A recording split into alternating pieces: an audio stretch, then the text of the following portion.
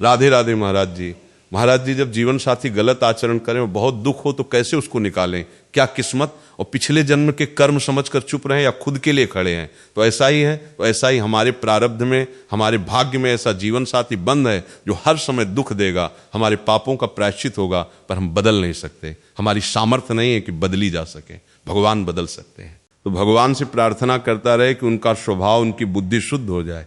नहीं, अपनी सामर्थ्य, अब आप बात करोगे तो झगड़ा कर देंगे, आप उपदेश दोगे तो आपको गाली दे देंगे। तो हम केवल एक ही उपाय है कि उनके द्वारा किए हुए प्रतिकूल व्यवहार को हम अपना प्रारब्ध समझकर भोग लें और भगवान से प्रार्थना करें कि उनकी बुद्धि शुद्ध करें।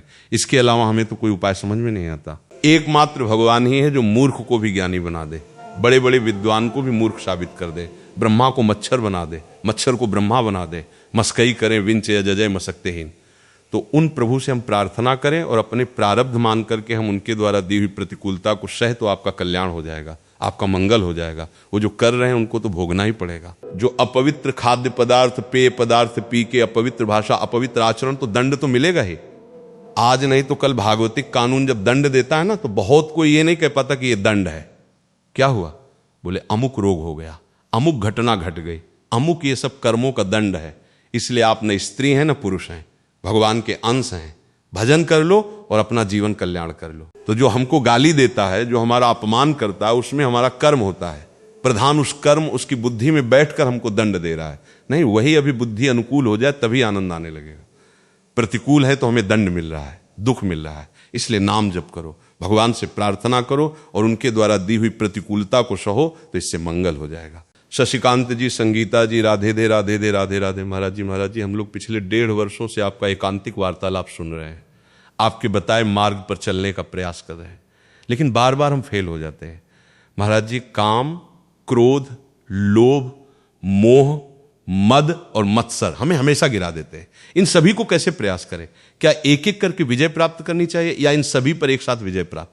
देखो, पहली बात तो यह है कि हमारी जितनी जानकारी है उसका हम प्रयोग तभी कर सकते हैं जब हमें नाम बल आएगा।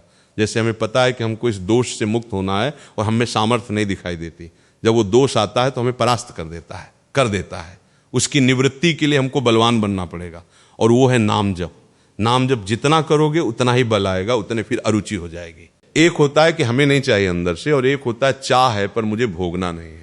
तो अभी अपने लोगों की स्थिति है, चाह है पर मन भोगों में जा रहा है, पर हमें नहीं भोगना, क्योंकि भगवत प्राप्ति करनी ये बहुत कठिन परिस्थिति होती है कि हम नहीं चाहते फिर भी हमसे वो क्रिया होती है, हम नहीं चाहते फिर भी हमारा मन उधर भोगों में जाता है। इसके लिए हमें डट के नाम जप करना पड़ेगा। नाम जप के सिवा आप समझो, जानकारी तो कितने लोग ऐसे हैं जिनको जानकारी सब इन बातों की है लेकिन चल नहीं पा रहे हैं। आप ये मत समझो प्रवचन किया जा रहा है तो हो सकता है वो केवल प्रवचन ही हो, साधन में नहीं है, जीवन में नहीं है। बहुत मतलब लाखों में कोई एक ऐसा होता है जो चलता है, बकाया बैलेंस बना के चला जाता है, भोग भी भोग रहे हैं, मनोरंजन भी हो रहा है, पैसा आ रहा है, यश कीर्ति हो रही है। अब इससे बढ़िया क्या है? लेकिन ये कुछ नहीं, सब माया का नाटक। काम, क्रोध, मद, मान न मोहा, लोभ न शोभ, राग नहीं द्रोहा, जिनके कपट दम्भ नहीं माया, तिनके हृदय बसो रघुराया। पहले इन शत्रुओं पर विजय प्राप्त करनी पड़ेगी, पर उसके लिए नाम जप चाहिए। गोस्वामी तुलसीदास जी कह रहे हैं, बिगड़ी जन्म अनेक की, अब सुधरे आज होई राम को नाम जप, तुलसी तज कुसुमाद। ये कुसुमाद है काम, क्रोध, लोभ, मोह, मद, मत्सर, और नाम जप के द्वारा ही इसका त्याग हो सकता है। जितना अधिक नाम जप करोगे उतना ही वैराग्य प्रबल होता जाएगा। देखो, पहले था आप नाम जप जब नहीं इतना हो रहा था तब आप भोगों से बचने की चेष्टा नहीं करते थे, भोग भोग कर हर्षित होते थे। आज आप रो रहे हो कि मुझे नहीं चाहिए, ये उसी नाम जप का फल है। ये जबरदस्ती मेरा मन क्यों कर रहा है, मुझे नहीं चाहिए संसार। तो ये जो आया ये भजन से आया। अब और भजन बढ़ाओ कि जहां चाहो वहां ब्रक मार दो, मुझे नहीं तो नहीं, ये आ गया तो जीत गए संसार से, तो और भजन बढ़ाओ, नाम जप बढ़ाओ। और दूसरी बात ये हुआ साधन, और दूसरी बात बता रहे हैं आश्रय। अपना तन, अपना मन, अपना प्राण, अपना सर्वस्व, हे भगवान मैं आपकी शरण में हूं, समर्पित कर दिया। अब जैसे मकान किसी के नाम में कर दो, उसकी छिपकली, जाला, खिड़की, दरवाजा सब हो जाता है उसी का। अब हमारी जिम्मेवारी नहीं, कौन सा रंग पुतवाना वो तुम देखो। हम निश्चिंत हो जाते हैं ना जब किसी के नाम कर देते हैं। अपनी जमीन, अपनी प्रॉपर्टी, अपना मकान, हम भगवान को अपना सर्वस्व दे रहे हैं। नाथ सकल संपदा तुम्हारी, मैं सेवक समेत सुत नारी। ये जीवन आपको है। हमारी बात बहुत ध्यान से समझना, जिसे आश्रय कहते हैं, इसी से भगवत प्राप्ति होती है। हे प्रभु, यदि आप इस हृदय में काम को रखना चाहते हो तो रखो।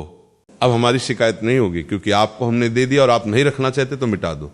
मेरी सामर्थ्य नहीं कि मैं मिटा पाऊं। ये हुई शरणागति और वो हुआ साधन। साधन और शरणागति दोनों का आश्रय लेकर के चलो, निकल जाओगे। अगर हम साधन में फेल होते तो शरणागति में पास है कि हमने आपके नाम कर दिया। आप सामर्थ्यशाली हो, आप न सुधारोगे तो हमारा सुधर पाएगा क्या? हमारे बनाए न बनेगी कोटि कल्पों, और आपके बनाए बनेगी पल पाव में। आज सत्संग में यही कह रहे थे, आप बना दो तो एक पल के चौथाई हिस्से में बन जाए, और हम तो करोड़ों जन्म लगे रहे तो नहीं बन पाएगा। आप तो 1.5 साल से चल रहे हो, हम लोगों का जीवन व्यतीत हो गया है। तो भी यही है कि नाथ आप ही संभाले हो, हमारी कोई साधना नहीं। हमारी साधना भी आप हो, हमारे साध्य भी आप हो, तो आप कृपा करो। ये आश्रय रहता है। बड़े बड़े महापुरुषों ने भगवत आश्रय के द्वारा भगवत प्राप्ति की है। देखो आश्रय में कितनी कृपा की छूट है। जे अगो व्याध जिम बाली, अर्थ समझ में आ रहा है? जिस पाप के कारण बाली को भगवान ने व्याध की तरह छुपके मारा। जे अज्ञात जिली सोई सुकंठ पुन कीन कुचाली, वही गलती सुग्रीव ने की। सुकंठ माने सुग्रीव ने की, और सोई करतूत विभीषण केरी गोस्वामी तुलसीदास जी लिख रहे हैं, बस सपने राम न तिन तनहेरी। क्यों मेरा शरणागत है? भगवान ने जब बाली को मारा तो 4 महीने चतुर्मास प्रवर वर्ष पर्वत पे किया। एक बार भी दंडवत करने सुग्रीव नहीं गए, लेकिन भगवान का आश्रय ले लिए थे। तो वो भूल सकते हैं, लेकिन भगवान नहीं भूल सकते। लक्ष्मण जी को देख भेजकर उनको जागृत किया। तो हम लोग ऐसे हैं, शरणागत अपने सुख के लिए भगवान की शरण में कहने की बात कह देते हैं, लेकिन भगवान उस वचन की शरणागति को स्वीकार करके हमारा उद्धार कर देते हैं।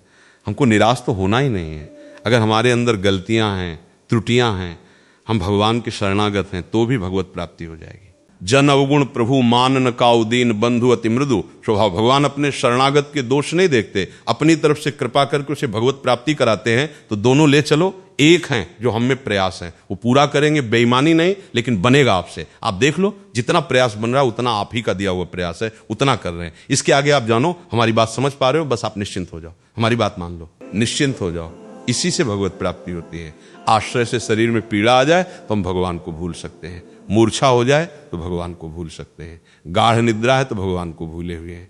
उस समय प्राण निकल गए तो हमारा तो कोई प्रयास उस समय हो नहीं रहा, उस समय आश्रय लिया हमने भगवान का, उससे भगवत प्राप्ति हो जाती है।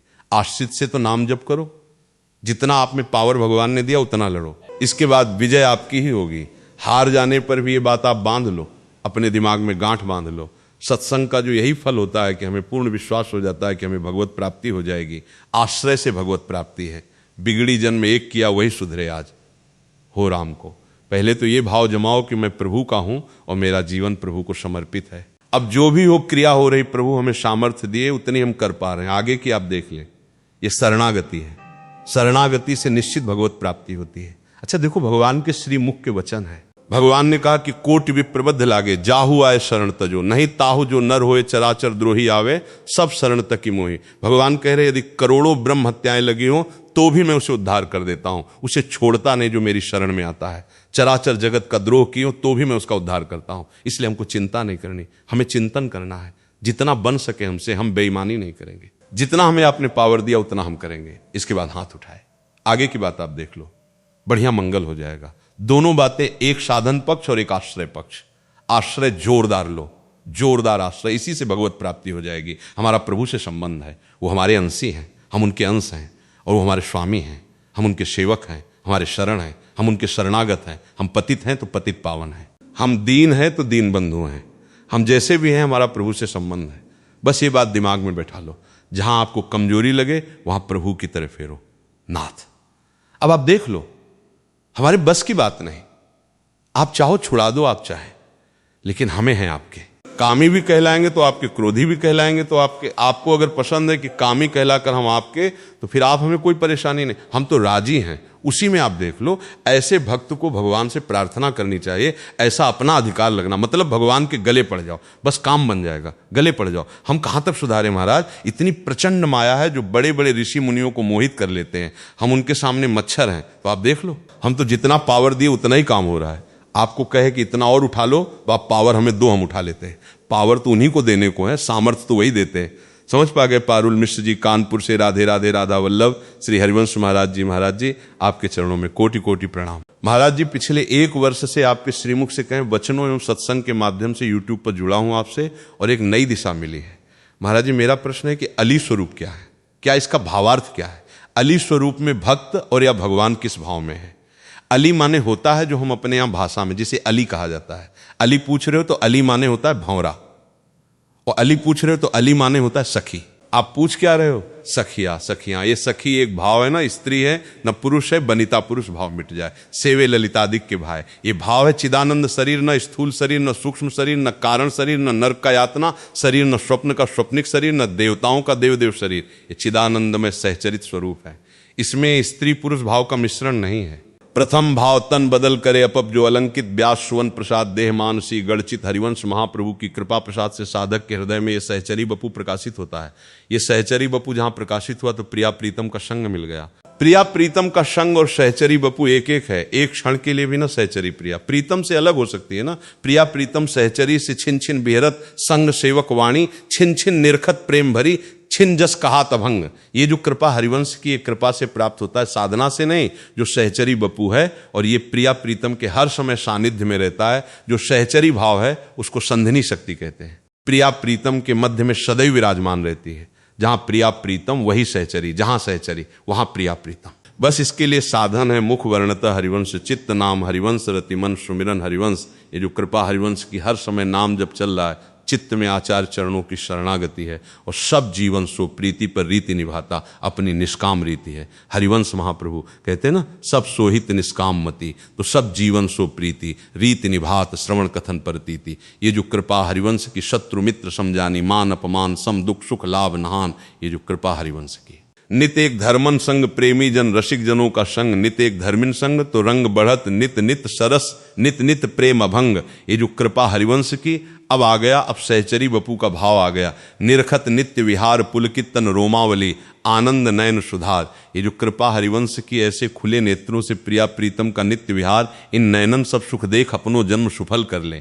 कब? जब ये साधन बनेगा और ये कृपा रसिकों का संग, महापुरुषों का जब संग होता है, उनके द्वारा प्राप्त नाम मंत्र उपासना होती है, तो हमारा चित्त जो होता है वो सरस होने लगता है। सरस चित्र में प्रिया प्रीतम से अपनापन होने लगता है, और जहां प्रिया प्रीतम से अपनापन हुआ, आचार्य कृपा हुई, वो बपू मिल जाता है। सहचरी बपू नाम सेवा सब प्रकाशित हो जाते हैं। पर आचार्य कृपा से, आचार्य प्रदत्त साधन और आचार्य कृपा, इसमें दूसरा कोई साधन या दूसरे कोई न देव, ब्रह्माद न खल हरिभक्त न सुदायद राधा, मधुपति रहस्यम सुविदितम तयो दासी, भूत्वा तदुपचित केली रश्मो दरता प्रत्याशा। हर हर दर गोचरित न देवताओं को ये प्राप्त है, न ब्रह्मा को प्राप्त है, बड़े बड़े महापुरुषों के लिए भी अब प्राप्त है। जो है, मैं वो प्रियाजू की दासी बनना चाहती हूँ, धुरंता प्रत्याशा हर हर दर गोचर।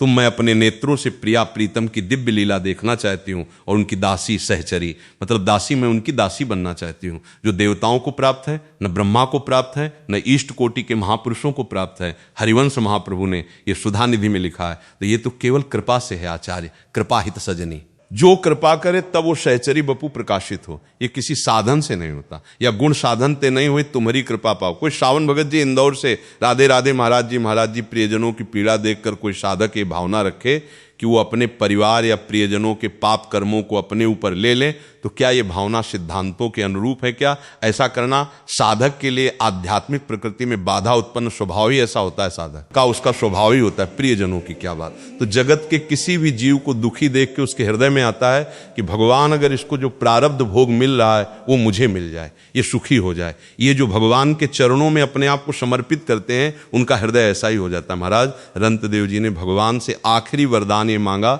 64 दिन तक भोजन न मिलने के बाद जब मिला तो अतिथि रूप में भगवान आ गए, उनको पवा दिया, जल था उसको। 64 दिन के भूखे, लेकिन जो भूखा आ गया तो और भगवान से कहा हमें ऐसे सामर्थ्य दो कि संसार का सारा दुख हमको भोगने को मिले, कोई दुख ही ना रहे। ये भक्तों का हृदय होता है। जैसे संत महात्माओं का कहना है, सर्वे भवन्तु सुखिना सर्वे संत निरामया सर्वे भद्राण पश्यन्त मां कश्चित दुग्वेत। सब निरोग रहे, सब सुखी रहे, किसी को किंचिन मात्र दुख ना पहुंचे। ये तो संतों का भाव होता है, भगवत भक्तों का भाव होता है। और ये सिद्धांत भी पर दुख द्रवेश संत पुनीता, जो दूसरे के दुख को देखकर द्रवित हो जाए, वो हृदय संत हृदय होता है। भस भले ना हो, लेकिन वो हृदय संत हृदय होता है। तो प्रियजन क्या, सब जन को देखकर, किसी को भी दुखी देखकर हृदय द्रवित हो जाना, ये भक्त जन का है। पर ऐसी सामर्थ्य बड़े महापुरुषों में होती है कि दूसरों के प्रारब्ध को लेकर भोग लेते हैं। साधारण ये ट्रांसफर नहीं होता, वो महापुरुषों का संकल्प काम करता है। अपने में सामर्थ्य इतनी नहीं है। जो भगवत प्राप्त महात्मा है हर कष्ट सहते रहते हैं शांत भाव से, लेकिन जिनका शरीराभिमान नष्ट नहीं हुआ, यदि उनको कष्ट आ जाए तो पूरी मनोवृत्ति शरीर में ही लगी रहती है।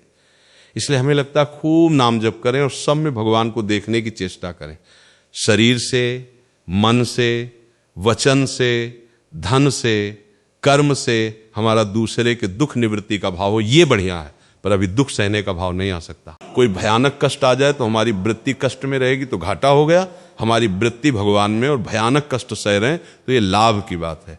वो भगवान का भजन करते हुए जब अभ्यास पुष्ट हो जाता है तब ये स्थिति होती है कि मन सदैव भगवत चिंतन परायण रहता है और शरीर कष्ट में रहता है। तो इसलिए जब तक मन भगवदाकार ना हो जाए तब तक ये ऐसी भावना तो करनी चाहिए, दूसरों का दुख निवृत्त हो जाए। पर तुम झेल लो, इतनी सामर्थ्य नहीं है। देह भाव वाला नहीं झेल सकता। जब तक देह भाव है तब तक बहुत कठिन है, क्योंकि पीड़ा है तो मन उसी में लगा रहेगा ना। घबराहट है कि मृत्यु ना हो जाए, तो फिर घबराहट है, पीड़ा है तो फिर भगवत चर्चा सब।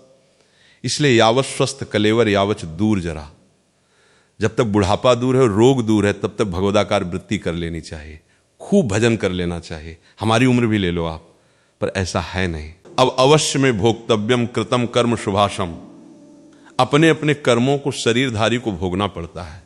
ये बड़े बड़े सिद्धों को भी भोगना पड़ता है। रामकृष्ण परमहंस जी के गले में कैंसर था, तो ये सब भोग हैं अनेक जन। अब जैसे अपने लोगों का है तो आखिरी हिसाब किताब बराबर है। अब प्रभु के पास जाना है तो अनंत जन्मों का थोड़ा थोड़ा भुगता के भगवान पहुंचा रहे हैं। नहीं तो देखो कितने ऐसे लोग हैं पाप कर्म करते हैं, जुखाम भी नहीं होता तो उल्टा दिखाई दे रहा है कि नहीं दिखाई दे रहा, लेकिन उल्टा नहीं है। उनको अनेक जन्म लेके अपने कर्म भोगने हैं। और साधु महात्मा भक्त भगवान का जो धर्म में चलता है और उसका आखिरी जन्म है, अब वो कर्म प्रपंच से मुक्त हो जाएगा। इसलिए बड़े बड़े महापुरुषों में कष्ट देखे जाते हैं और ऐसे अधम पुरुष नीच आचरण करने वाले चट से पधार जाते हैं। नहीं पधार, क्योंकि उनका चक्र में बार बार जन्म मरण चलना है, उनका आखिरी धर्म है। तो नाम जप करो, सबके प्रति दया का भाव रखो, पर इतनी सामर्थ्य अभी नहीं है कि आप सबके प्रारब्ध को भोग लें। हैं? बहुत कठिन है बच्चा। जब शरीर संकट में होता है तब केवल भगवान में जिनका चित्त लगा है उन्हीं की बात रहती है। नहीं तो पूरा पीड़ा शरीर में, उसमें आनंद रहना चाहिए। भगवान का चिंतन हो रहा है, हम भगवान के पास जाएंगे, अपने प्रभु के पास जाएंगे। तो इसमें जब ये धारणा पुष्ट हो जाती है तो भय नहीं रहता, नहीं तो भय लग जाएगा। इसलिए भगवान का भजन करो, सब पर भाव रखो, पर भजन पर प्रधानता रखो। जितना नाम जप करोगे उतने भगवान के नजदीक होते जाओगे, अंतःकरण पवित्र होता जाएगा। यद्यपि भगवान हृदय में है पर बिना भजन के नहीं। सबके हृदय अछत अविकारी पर सकल जीव जग दीन दुखारी, आनंद समुद्र प्रभु सबके हृदय में बैठे हैं। पर जब तक भजन नहीं होगा तब तक दीनता, दुख, शोक, संताप ये नष्ट नहीं होंगे। खूब नाम जप करो, सब नाम जप करो, पाप न करो, नहीं अवश्य भोगना पड़ता है। और जब पाप का फल आता है ना तब कोई साथ नहीं देता। ये भी ध्यान रखना, न बुद्धि साथ देती है, न शरीर साथ देता है, और न कोई मित्र साथ देता है। हम इसलिए कहते हैं नाम जप करो, भगवान के आश्रित रहो और सब रूपों में भगवान है, ऐसी भावना करो। ये बनारस से आए हैं पांडे जी, डॉक्टर साहब। अच्छा, और इस उम्र में इन्होंने गिनीज बुक में नाम दर्ज कराया, पेट के बहुत बड़े डॉक्टर हैं। जी। तो मैं अपना इलाज के लिए गया था बनारस पेट का, तो जैसे जादू कर दिए, उसी समय बहुत आराम हुआ। तो कहे कि महाराज से एक बार मिलवा दीजिए, तो बड़ी इनकी इच्छा थी सत्संग आपका। सुन, एक रोग होता है पोलसिस्ट किडनी होता है ना, वो वतानुगत होता है। तो 35 वर्ष की अवस्था में जागृत हुआ। पहले होम्योपैथिक, आयुर्वेदिक, न जाने क्या दवाएं चलती। अब डायलिसिस होता है, इसका कोई उपाय नहीं है। इसका उपाय है जब तक जीवन है डायलिसिस करवाते रहो, या वो किडनी, और वो हम करवा नहीं सकते जो प्रभु को करना है। इन्हीं से करें और है नहीं, और प्रभु करवा रहे हैं। अच्छा, जरूरी नहीं कि ट्रांसप्लांट सफल ही हो, जरूरी नहीं कि ट्रांसप्लांट होने के बाद हम सत्संग कर सकते हैं, है ना। इसमें तो हम कर सकते हैं, हाँ, उसमें जरूरी नहीं है। और उसमें दूसरे का पेट फरवा के दूसरे का अंग अपने डलवावे, ये कभी नहीं हो सकता। आज वो लाल हम तैयार, बिल्कुल अटैची लिए खड़े, आप बुलाओ, हम अभी आ रहे हैं। ये नहीं, कोई उपाय है नहीं ना। ये आपका सौहार्द के आप लेवा के लाए, लेकिन कोई उपाय ही नहीं, इसका कोई उपाय नहीं है। क्योंकि वो किडनी की बनावट ही वैसी होती है, उसको केवल काट के हटाया जा सकता है, दूसरी डाली जा सकती है। तो इसलिए हमें हटाने की जरूरत नहीं, क्योंकि इसी किडनी से काम चल रहा है। कम से कम हम बोल तो रहे हैं, हम अपनी दिनचर्या तो कर रहे हैं, उसमें दिनचर्या बिल्कुल नहीं हो सकती। ये जो हम 12 बजे रात जग करके पूरे रोड में हजारों के बीच से आते हैं, ये नहीं हो सकता। अब भाई ऐसी स्थिति आ जाए तो भगवान जाने। नहीं, जब तक दम है तब तक एकांतिक सत्संग ये सब चलता रहेगा। भगवान बड़े कृपालु है, बड़े सामर्थ्य रखते हैं, वही तो बुद्धि देते हैं। मालूम आपको, बुद्धि दी तो भगवान ने तो दी ना। भगवान ही सबको बुद्धि देते हैं, वही बल देते हैं, वही बल दिए हुए हैं कि फेल कई वर्ष से किडनी फेल है। तो अब तो मतलब वो आने लगा, उसका प्रभाव आने लगा। नहीं, अभी 2-3 महीने पहले तक कोई प्रभाव ही नहीं था, बस डायलिसिस करा लो और खूब से। अब वो कब तक डायलिसिस, कोई दवा थोड़ी होती है। वो तो मतलब जैसे क्रिटेनाइन है, पोटेशियम है, ये चीज़ें निकाल देता है, बस खून को थोड़ा पवित्र कर देता है। पर उससे ज़्यादा खतरनाक खेल है भगवान का भजन, और वो खेल चुके हैं। तो अब हमें कोई परेशानी लगी, भगवान के आश्रित हैं, तो हम मस्त रहते सही। चाहे जैसी परिस्थिति हो, मेरी प्रिया जो हमको ऐसे अपार सुख देते कि मुझे शरीर छोड़कर अपने प्रभु के पास जाना है, आज बुला लो चाहे कल बुला लो, जो हम तो नौकर हैं, आपकी ड्यूटी बजा रहे हैं, जहाँ ट्रांसफ़र करो वहाँ चलने के लिए तैयार है। तो इसकी कोई दवा तो नहीं है ना? हाँ ठीक है। माना मिश्रा जी ऑस्ट्रेलिया से, राधे राधे। मेरा जन्म इंग्लैंड में हुआ था और मैं ऑस्ट्रेलिया में अभी पढ़ाई कर रहा हूँ। महाराज जी, मेरे माता पिता आपके बताए हुए मार्ग पर चलने का पूरा प्रयास कर रहे हैं। घर में भागवतिक वातावरण है। मैं पश्चिमी देशों के कल्चर के हिसाब से जीवन व्यतीत करता हूँ, जिससे अध्यात्म बहुत सीमित है। मैं कोई व्यभिचार नहीं करता, लेकिन बिना अध्यात्म के भी मुझे जीवन जीने अच्छा लग रहा है। कृपया मेरा मार्गदर्शन करें कि मैं अध्यात्म की तरफ कैसे आऊं और उसका क्या लाभ है। विदेश में रहने वाले कई युवकों का ये सवाल है। हाँ, मतलब सबसे पहली बात होती है, आप व्यभिचार नहीं करते इसलिए धन्यवाद, पर प्रायः इस अवस्था में, चाहे देश में हो चाहे विदेश में, ये गंदी वृत्ति बढ़ती है। अगर हम इस गंदी वृत्ति से, मान लो आप पवित्र आचरण से चल रहे हो, तो बहुत बड़ी बात है इस अवस्था में। अच्छा, विदेश में हम कभी तो गए नहीं, तो विदेश में क्या ऐसा है जो अपने आध्यात्मिक के विरोधी हो सकता है? अपने देश में क्या ऐसा है जो अध्यात्म में सहयोगी हो सकता है? हमें तो लगता है कि चाहे भारत में रहो चाहे इंग्लैंड में रहो, यदि आप अध्यात्म को धारण करना चाहें तो आप कहीं भी धारण कर सकते हैं, और न धारण करना चाहें तो यहाँ भी वही सब है। यहाँ नहीं है क्या? क्या गंदे आचरण नहीं है यहाँ? क्या गंदा भोजन लोग नहीं पाते? क्या गंदा पे नहीं पीते? क्या गंदी बातें नहीं देखते सुनते? क्यों बच्चा? महाराज जी, इनका मुख्य प्रश्न है कि हम हर काम सच्चाई और मेहनत और सही तरीके से करें तो अध्यात्म की आवश्यकता क्या है? नहीं बच्चा, नहीं, ऐसी बात नहीं है। अगर आप भगवान नाम जप नहीं करते हैं और भगवान के चरणों का आश्रय नहीं लिए हुए हैं, तो ये सब मेहनत करोगे, इसके बाद थोड़े दिन जियोगे और इसके बाद मरोगे ना। मरने के बाद आप क्या ले जाओगे? शरीर यही रहेगा, यहाँ का मकान यही रह जाएगा, बैंक बैलेंस यही रह जाएगा, मित्र रह जाएगा, जो भी कुछ है सब यही रह जाएगा। तो आपका आना किस काम का हुआ? आना किस लिए था? केवल यही करने के लिए। तो मनुष्य योनि की श्रेष्ठता क्या रही? फिर तो सूअर, कुत्ता, पशु पक्षी भी अपना भोग करके सोते हैं। भोग का मतलब केवल काम से नहीं होता, काम इंद्री से नहीं होता, सारे इंद्री को भोग कहते हैं। कोई नेत्र भोग कर रहा है, कोई श्रवणेंद्र से भोग कर रहा है, शब्द सुनकर आनंदित हो रहे हैं, हम श्रवण इंद्री से भोग कर रहे हैं, जनेंद्री से भोग कर रहे हैं, ग्रहणेंद्र से भोग कर रहे हैं। तो ऐसा नहीं है कि हम मनुष्य शरीर प्राप्ति किए, खूब रुपया पैसा पद प्रतिष्ठा मित्र सब नहीं बच्चा। ये ऐसे मृत्यु लोक में आए और कुछ नहीं पाई, भर नहीं, कपड़ा शरीर में नहीं, शरीर रूपी कपड़ा भी नहीं, सब यही जला दिया जाता है। नहीं जला दिया जाता। ले क्या गए? अगर अध्यात्म है तो ले गए, और अध्यात्म नहीं है तो शुभ अशुभ कर्म पाप है। तो बच्चा, बुद्धिमानी ये है कि यहाँ की कमाई यहाँ रह जाने वाली कमाते हुए परलोक की कमाई कमाओ। राम राम कृष्ण कृष्ण राधा राधा कहने में क्या परेशानी है? तो बस फिर यही बात है, जब परेशानी नहीं है तो बड़ा आनंद मिलेगा, और परलोक में भी आनंद मिलेगा। यहाँ की कोई भी डिग्री साथ नहीं जाती, यहाँ का कोई पद साथ नहीं जाता, यहाँ का व्यक्ति कोई साथ नहीं जाता, यहाँ का वैभव साथ नहीं जाता, यहाँ का सुख साथ नहीं जाता। फिर क्या मतलब रहा यार? पूरा जैसे मान लो आपको हम भेजें कि आप विदेश में जाओ और वहाँ कमा के मकान दुकान सब एक, लेकिन जब भारत लौटना हुआ तो तुम्हारे कपड़े भी उतरा लिए गए। ऐसे देश में क्या तुम्हें अच्छा लगेगा? अच्छा लगेगा ऐसा कि जब आप अपने देश में आओ तो तुम्हारे वहाँ से कपड़े भी उतरा लिए जाए, कुछ साथ नहीं लाओ तो आप ऐसे देश में रहना पसंद करेंगे। मृत्यु लोक से कुछ नहीं जाएगा। आप हमें बताओ, कोई ले जाता है क्या? राम राम जाएगा। लोग जब 100 ले जाते हैं ना तो कहते भी हैं राम नाम सत्य है, सत्य बोलो मुक्ति है। भगवान का नाम बच्चा अध्यात्म आवश्यक है, अध्यात्म आवश्यक है। महाराज श्री, ये प्रश्न कभी हमारे मन में भी था महाराज जी, बट ये बाहरी धाराओं से जो अध्यात्म को नहीं जानते उनके लिए तो ये वास्तविकता में बनता है कि ठीक है, हम अच्छा कार्य कर रहे हैं और यही करना ही जीवन की सफलता है।